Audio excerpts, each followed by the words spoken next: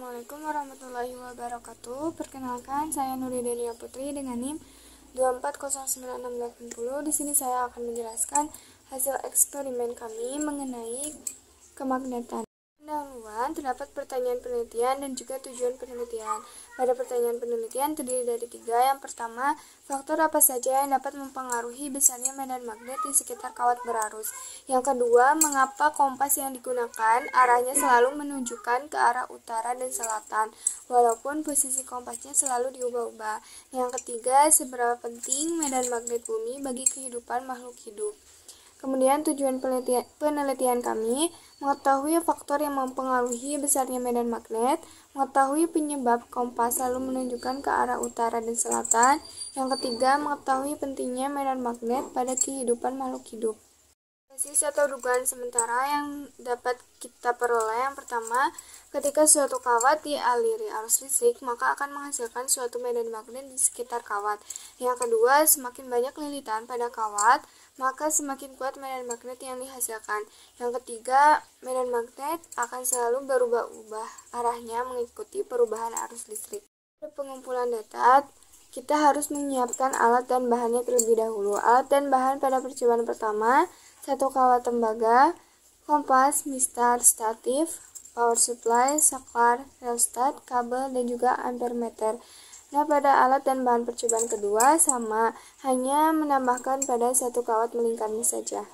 Judul percobaan pada percobaan pertama kita harus menyiapkan alat dan bahannya terlebih dahulu, kemudian rangkai alat dan bahan seperti gambar di samping, yaitu hubungkan power supply ke kawat tembaganya dan juga hubungkan juga ke hambatan gesernya. Kemudian dari hambatan geser dihubungkan ke ampermeter, dari ampermeter hubungkan ke kawat lurusnya.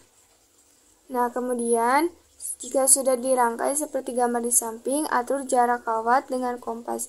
Bisa menggeserkan statifnya dengan cara diputar-putar, bisa diubah posisi kawat lurusnya. Kemudian nyalakan power supply dan atur tegangan di 2,5 volt. Nah, ubah jaraknya dari kompas ke kawat dan ubah juga arusnya. Nah, amati besarnya simpangan sudut yang ditunjukkan oleh jarum kompas dan jangan lupa amati arus yang diubah dengan melihat pada ampermeter. Dan catat simpangannya untuk arus yang berbeda maupun pada arus yang tidak dirubah. Pada prosedur percobaan kedua, susun alat seperti gambar di samping, hubungkan power supply ke hambatan geser, dan juga hambatan geser hubungkan ke ampermeter, dan ampermeter hubungkan ke kawat melingkarnya. Setelah itu, nyalakan power supply dan atur tegangannya di 2,5 volt, dan bisa mengatur besar arusnya pada hambatan gesernya. Nah, kemudian atur jarak kawat melingkar dengan kompas dan amati besarnya simpangan sudut yang ditunjukkan oleh jarum kompasnya dengan dimulai pada sudut yang 0. Kemudian amati besar arusnya juga pada ampermeter dan catat simpangan dan arusnya yang telah ditemukan. Jawaban pertanyaan penelitian pertama, bahwa besarnya medan magnet di sekitar kawat berarus listrik dipengaruhi oleh beberapa faktor. Yang pertama, besar arus listriknya sendiri, yaitu semakin besar arus listriknya, maka semakin kuat medan magnet yang dihasilkan. Yang kedua, jarak dari kawatnya, maka semakin jauh dari kawatnya jaraknya, maka semakin lemah medan magnetnya. Yang ketiga, bentuk dan geometri kawat. Bentuknya itu seperti kawat lurus, kawat melingkar, dan juga solenoid. Bentuk itu mempengaruhi besarnya medan magnet. Yang keempat, sifat medium di sekitar kawat itu sendiri. Contohnya seperti besi yang dapat memperkuat sebuah medan magnet. Nah, jawaban pertanyaan penelitian yang kedua, kompas selalu menunjukkan arah utara dan selatan karena jarum jam magnetnya dipengaruhi oleh medan magnet bumi.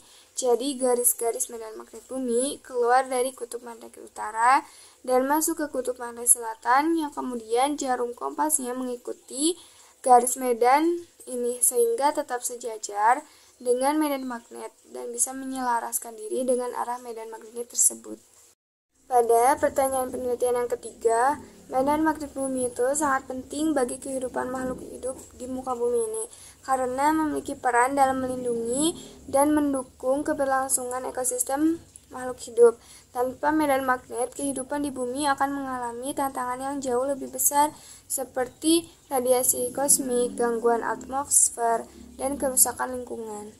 Percobaan pertama, kami memperoleh tegangan, arus, jarak, simpangan, dan juga kami mencari rumus medan magnetnya. Nah, pada tegangan kami mengatur di sumber tegangannya itu 2,5 volt. Kemudian arusnya bisa digeser-geser menggunakan hambatan geser untuk memperoleh arus di 1,2, 1,4, dan 1,6. Nah, jaraknya itu dari kompas ke kawat lurusnya setinggi 4 cm atau 0,04 meter. Nah, simpangannya itu dari sudut nolnya, simpangan akan berputar sesuai dengan besar arusnya. Nah, arusnya 1,2 mendapat simpangan 16 derajat, kemudian pada 1,4 mendapat 19 derajat. Nah, kami juga menghitung medan magnetnya dengan rumus μ0 dikali I dibagi dengan 2V dikali R. Nah, menghasilkan 1,91083. Nah, kami juga mencari hubungan grafik θ terhadap I. Nah, grafik di samping ini menunjukkan bahwa simpangan meningkat secara linear seiring dengan meningkatnya arus listrik. Jadi, hal ini menunjukkan bahwa medan magnet berbanding lurus dengan besar arusnya.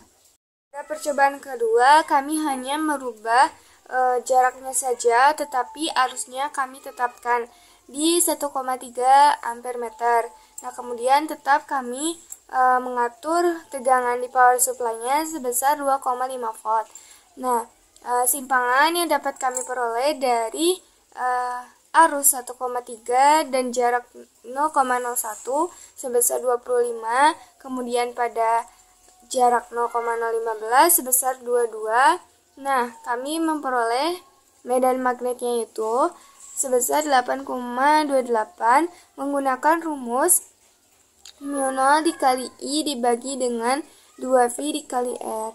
Nah, kami juga memperoleh grafik simpangan terhadap R atau jaraknya. Nah, grafik di samping ini menunjukkan bahwa sudut simpangan menurun seiring dengan meningkatnya jarak, yang menunjukkan bahwa jarum kompas lebih sedikit terpengaruh oleh sebuah medan magnetnya.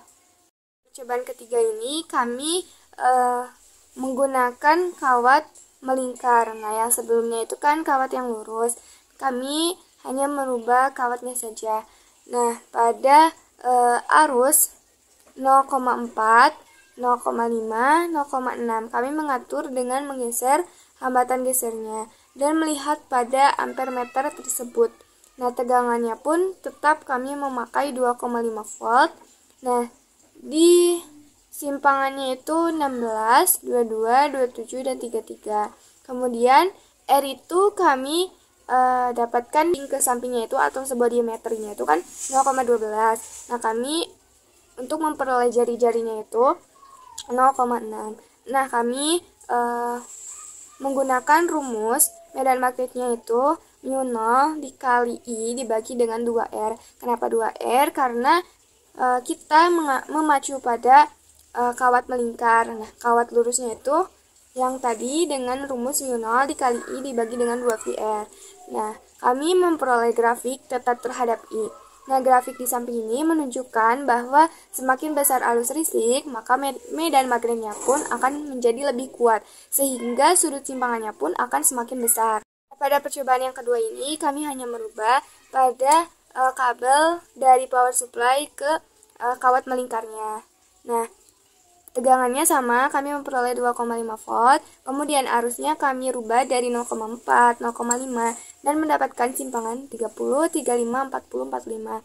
Dan jari-jarinya pun akan sama, yaitu 0,6. Rumusnya pun sama, menggunakan mu0 dikali I dibagi dengan 2R, atau R itu jari-jari. Nah, grafiknya itu sama grafik hubungan theta terhadap I.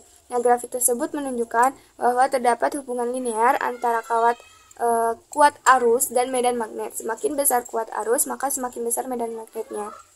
Kesimpulan yang dapat saya peroleh dari praktikum kemagnetan ini, yang pertama, semakin besar arus listrik, maka semakin besar juga simpangannya, yang menunjukkan medan magnetnya pun akan semakin besar. Yang kedua, semakin jauh jarak, maka simpangannya pun akan semakin kecil, dan medan magnetnya pun akan semakin kecil juga. Nah, yang ketiga, membuktikan bahwa semakin banyak lilitan pada kawat, maka semakin besar kuat medan magnetnya.